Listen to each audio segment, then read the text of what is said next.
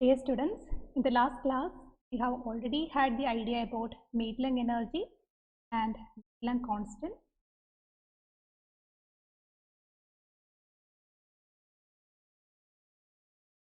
In this class, we will try to obtain an expression for the value of Madelung constant in the case of a one-dimensional linear crystal.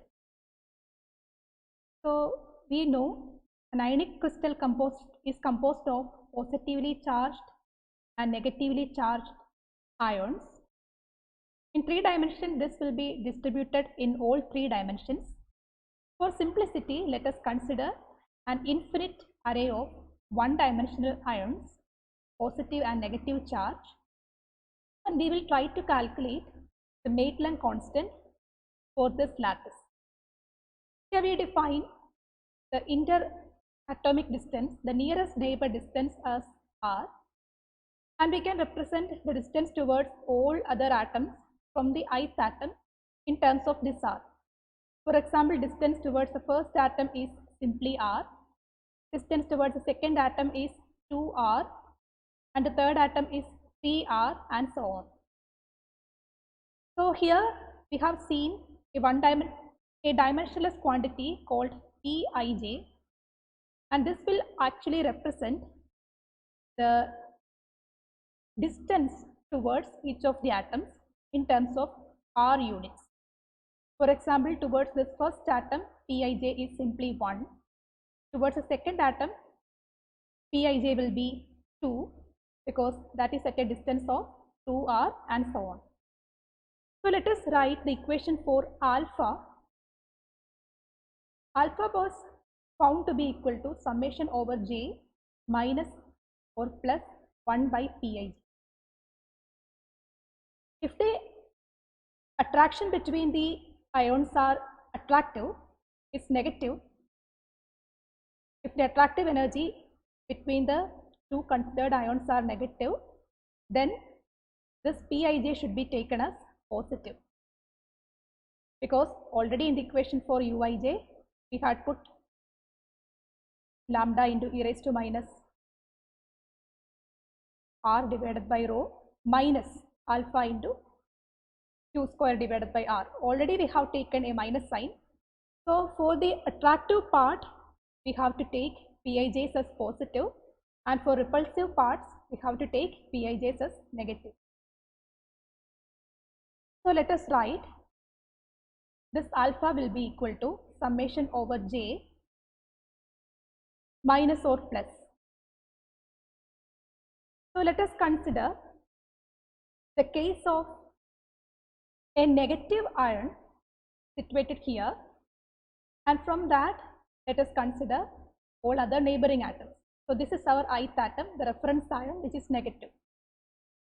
So from there, when we move 1r distance, we face or we see the first atom, right? And the attractive energy is felt between them. So in that case, we can write 1 by Pij as 1 by 1 minus, then when we move 2r distance, we see the next atom, that will be a negatively charged ion, and they will have repulsive energy. So you should put a negative sign here. Attractive energy should be written as positive here. Repulsive energy should be written as negative here for the Pij's. So this is 1 by 2. Then when we move 3r distance, we will again see a plus charge. So the Pij is 3. Then when we move 4r distance, we see again a positive charge. So we put 1 by 4 plus 1 by 5, and so on. Similarly, to the left side as well, there are same arrangement of atoms. At 1r distance, we have positive charge. So this factor is again has to be considered when we move to the left. So 2 times these total number of factors should be considered when we write 1 by Pij. So this is equal to summation over j 2 times 1 minus 1 by 2 plus 1 by 3 minus 1 by 4 plus 1 by 5, and so on.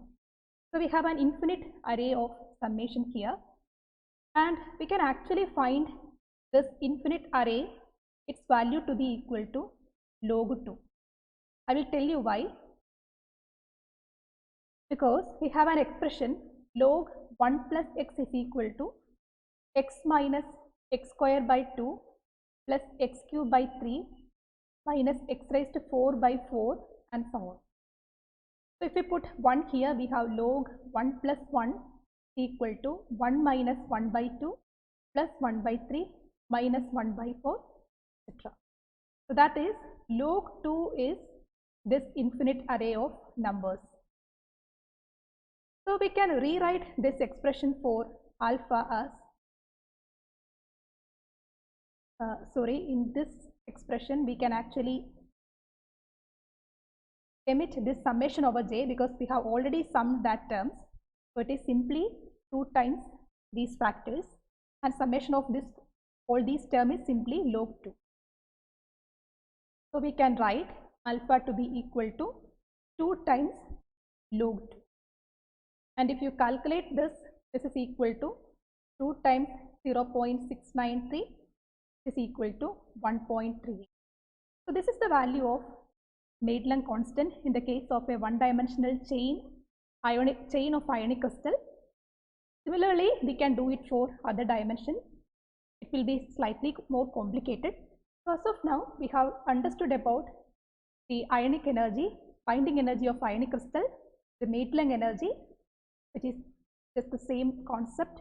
Then we have derived the expression for Madelung constant in the case of ionic crystal.